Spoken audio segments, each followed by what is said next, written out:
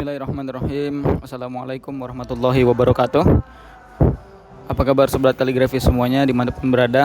Kembali lagi dengan kita di Bait Khot. Pada kali ini insya Allah kita akan sharing kembali. Dan hari ini bertemakan pena Iran ya. Jadi beberapa waktu lalu saya pernah di ngobrol ya dengan guru saya di Gontor itu dalam rangka ya ngobrol tentang khot gitu. Tapi ternyata di pertengahan di sela-sela ngobrol itu ada oleh-oleh ya. Ada oleh-oleh dari Syekh Bil'id dan beliau membagikan apa yang dibagikan yaitu pena kaligrafi Iran ya. Ini namanya pena Iran. Ini diberikan oleh Syekh Bil'id kepada murid-muridnya, kurang lebih ada beberapa puluh seperti itu, terkumpul dalam satu ikatan di karet itu terus nanti dibagikan.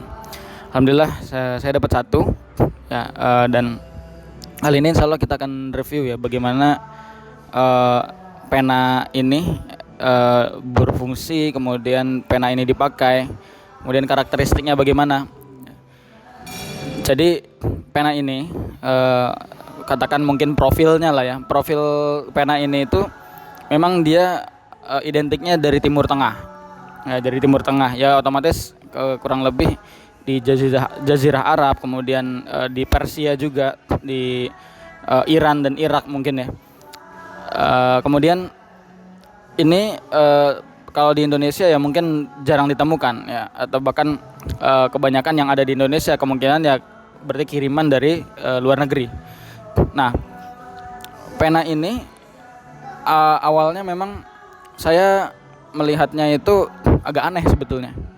Jadi kalau kita buka apa ya, pena Handam, Handam itu asli dari Indonesia ya. Kemudian bambu dan lain-lain. Itu kan ada punggungnya, atau ada bagian tertentu yang dia bentuknya pipih gitu, mendatar. Nah kalau ini itu bentuknya bulat, lingkaran. Nah kalau kita lihat dari sisi seperti ini maka kelihatannya dia membulat gitu. Jadi nggak ada satu sisi yang itu nggak ada satu sisi tertentu yang lebih pipih gitu bentuknya. Nah itu kenapa saya bilang bentuknya agak aneh kan. Nah kemudian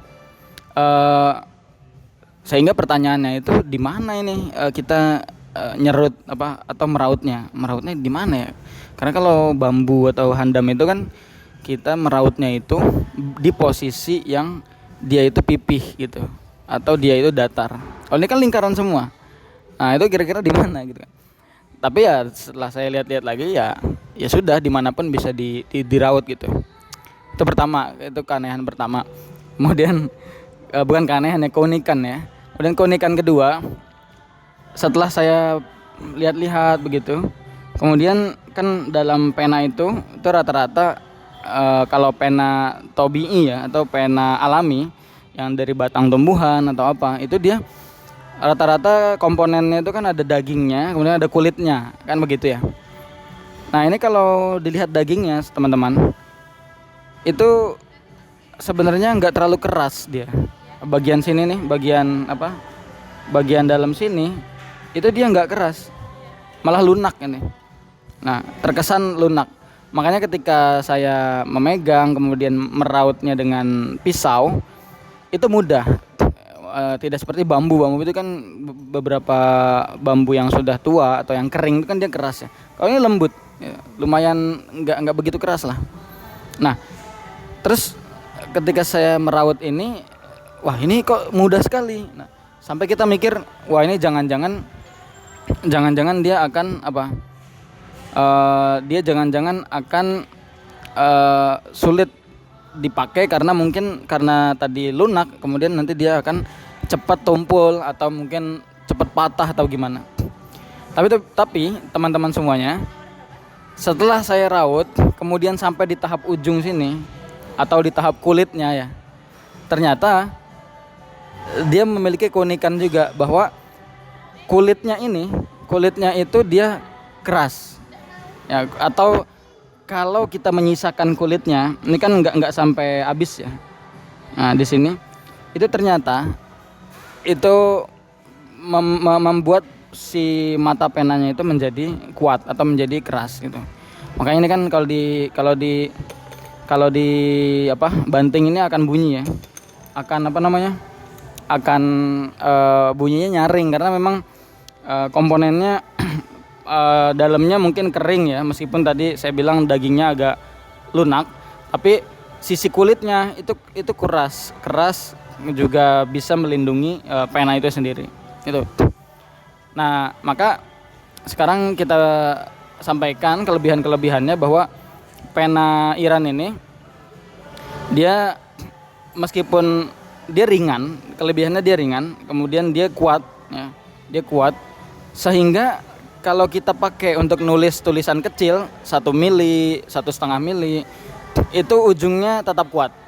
Dia tidak mudah tumpul lah bahasanya itu. Bahkan menurut saya dia dari sisi tekstur, sisi kekuatan itu menyerupai handam ya, dia kerasnya dan lain sebagainya itu. Nah seperti itu. Dan pena Iran ini yang saya bawa ini kan ukurannya segini ya, dia ada yang lebih besar juga sebetulnya.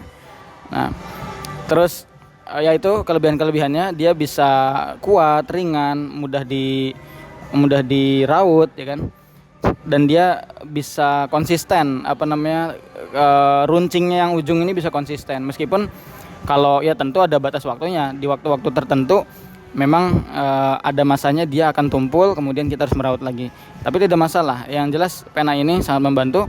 Dan kalau ditanya pena Iran ini kira-kira cocok dipakai apa, tentu kalau dia ukurannya agak besar ya mungkin bisa saja kita pakai untuk nastakliknya Iran gitu kan. Kemudian bisa juga dipakai kalau dia lebih kecil seperti ini ya, bisa naskhi ukuran 1 mili atau kurang dikit juga bisa, atau mungkin yang agak lebih besarnya lagi bisa juga dipakai untuk rik'ah atau diwani, itu juga bisa ya. Mungkin kalau yang ukuran diwani jali atau sulus jali kayaknya masih kurang ya.